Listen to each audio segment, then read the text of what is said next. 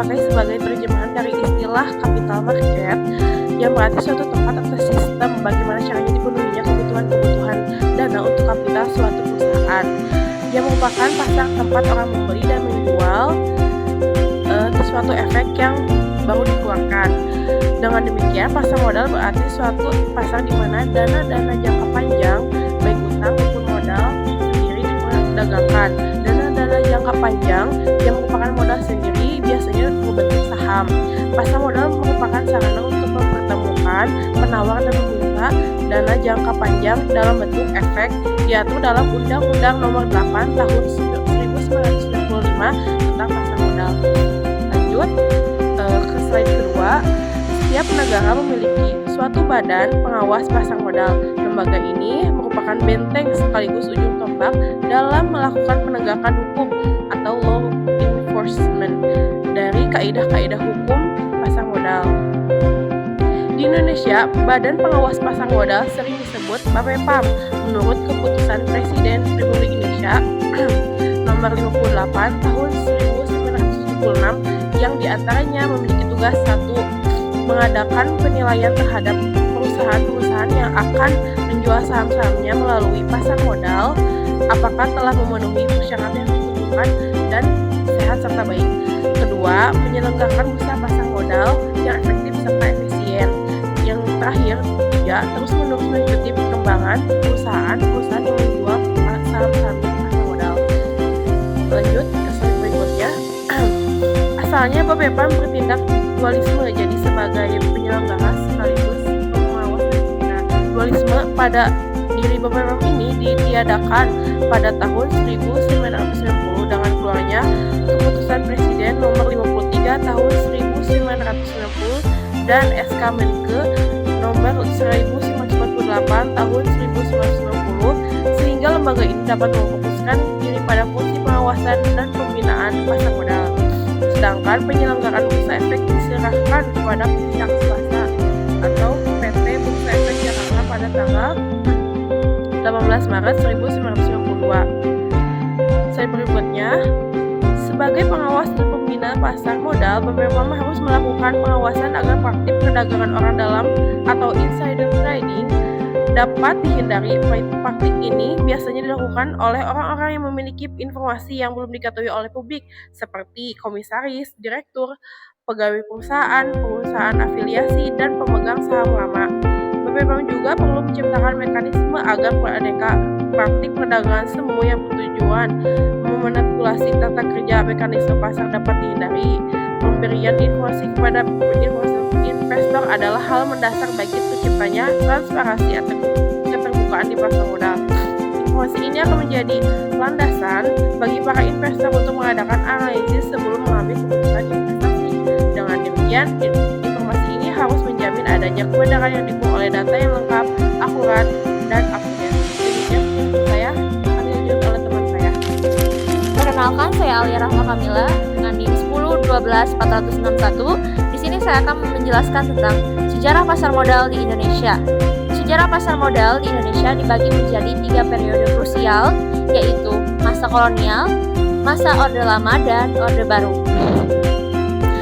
Pada tahun 1912, yaitu titik awal perdagangan efek di Batavia yang sekarang menjadi Jakarta oleh pemerintah Belanda dengan tujuan untuk memfasilitasi perusahaan-perusahaan milik Belanda pada sektor perkebunan.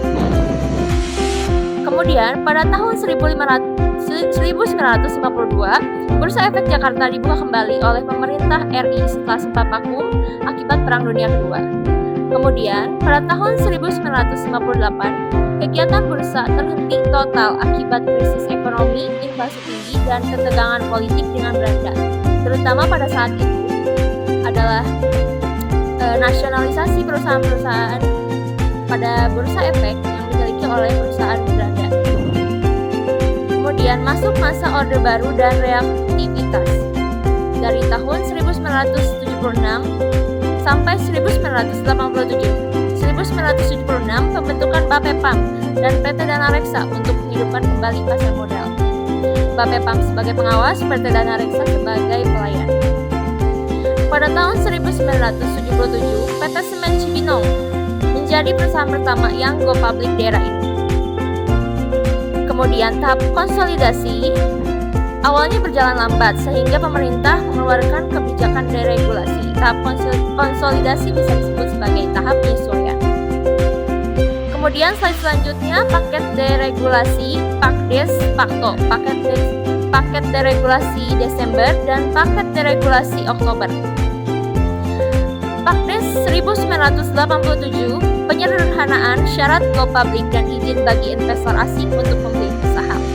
Kemudian paket Oktober 1988 penyeimbangan iklim investasi antara perbankan dan pasar modal melalui aturan pajak bunga deposito. Kemudian Pakdes paket Desember 1988 memberikan kesempatan pihak swasta mendirikan bursa sendiri.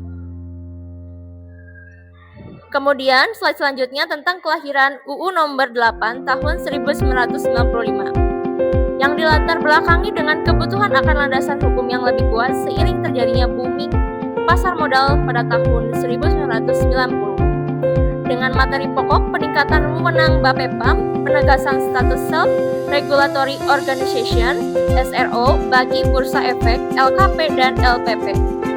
Kemudian pengaturan reksadana dan profesi penunjang pasar modal, sanksi yang lebih berat bagi pelanggar aturan. Kemudian tentang masa reformasi dan krisis moneter. Krisis terjadi pada tahun 1907, pasar modal sempat terpuruk akibat krisis moneter Asia. Kemudian pemulihan pada tahun 1999, IHSG mulai membaik seiring kondisi politik yang lebih kondusif, pengangkatan presiden atau wapres baru. Kemudian pada tahun 2000, IHSG kembali fluktuatif akibat isu keamanan, pemboman gedung BEJ dan pengaruh suku bunga global, The Fed. Sekian dari saya, selanjutnya akan dilanjutkan oleh teman saya. Saya Nazma Nasifa dengan NIM 11240060. Di sini saya akan menjelaskan tentang inovasi dan layanan informasi Bapepam. Pada tahun 2000, Bapepam mulai melakukan banyak pembaruan supaya pasar modal Indonesia jadi lebih modern dan tertata. Salah satunya dengan membuat beberapa peraturan baru dan memperbaiki aturan lama agar kegiatan di pasar modal lebih aman dan jelas. Selain itu, Bapepam juga mulai menerapkan prinsip good corporate governance, jadi perusahaan publik diwajibkan lebih transparan dan punya sistem pengawasan yang baik, misalnya dengan membentuk komite audit. Di bidang perdagangan, Bapepam juga mendukung sistem scriptless trading atau perdagangan tanpa surat saham fisik, jadi transaksi jauh lebih cepat dan efisien. Ada juga sistem book entry settlement yang membantu proses penyelesaian transaksi secara elektronik. Bapepam juga membuka pusat preferensi pasar modal untuk edukasi dan penyuluhan masyarakat supaya masyarakat lebih paham tentang investasi dan pasar modal. Lalu yang selanjutnya adalah pelaku utama pasar modal, emiten dan investor. Dalam pasar modal, ada beberapa pihak penting yang terlibat. Yang pertama adalah emiten. Emiten adalah perusahaan yang menawarkan saham atau obligasi kepada masyarakat melalui penawaran umum. Sedangkan investor adalah pihak yang menanamkan modalnya. Jika perusahaan itu sudah memiliki minimal 300 pemegang saham dan modal di sektor tertentu, maka perusahaan tersebut disebut perusahaan publik. Selain emiten dan investor, ada juga lembaga pengawas yaitu Bapepam. Tugas Bapepam adalah memastikan kegiatan pasar modal berjalan secara adil, tertib, dan efisien. Jadi Bapepam berperan penting menjaga kepercayaan masyarakat terhadap investasi di pasar modal. Lalu yang selanjutnya adalah lembaga pendukung bursa. Pasar modal tidak bisa berjalan sendiri. Jadi ada lembaga-lembaga pendukung yang membantu proses transaksi. Yang pertama adalah Bursa Efek, yaitu tempat berlangsungnya perdagangan saham dan efek lainnya. Lalu ada lembaga keliling dan penjaminan atau LKP yang bertugas menjamin dan menyelesaikan transaksi bursa supaya aman. Ada juga lembaga penyimpanan dan penyelesaian atau LPP yang mengurus penyimpanan efek secara terpusat. Selain itu, ada juga reksadana, yaitu wadah untuk menghimpun dana masyarakat yang nantinya dikelola oleh manajer investasi dan diinvestasikan ke berbagai instrumen pasar modal. Yang selanjutnya ada perantara dan profesional pasar modal. Dalam pasar modal juga ada perusahaan efek dan profesi-profesi tertentu yang membantu investor maupun perusahaan. Perusahaan efek terdiri dari penjamin emisi efek, perantara pedagang efek, dan manajer investasi. Penjamin emisi membantu perusahaan saat menawarkan saham ke masyarakat. Perantara pedagang efek membantu proses jual beli saham, sedangkan manajer investasi mengelola dana investasi milik nasabah. Selain itu, ada juga penasihat investasi yang memberikan syarat terkait investasi. Ada Kejadian yang menyimpan aset, Biro Administrasi Efek yang mencatat kepemilikan efek, dan wali amanat yang memegang kepentingan pemegang obligasi. Lalu yang selanjutnya adalah profesi penunjang pasar modal. Pasar modal juga didukung oleh beberapa profesi penting supaya semua kegiatan berjalan sesuai aturan. Misalnya, akuntan yang memeriksa dan melaporkan kondisi keuangan perusahaan agar laporan keuangannya transparan. Kemudian ada konsultan hukum yang melakukan audit hukum dan memberikan pendapat legal terhadap perusahaan. Ada juga penilai yang bertugas menilai aset perusahaan sesuai ketentuan yang berlaku. Selain itu, terdapat notaris yang membuat akta dan dokumen resmi perusahaan, misalnya perubahan anggaran dasar atau dokumen hukum lainnya. Lalu yang selanjutnya akan dijelaskan oleh rekan saya.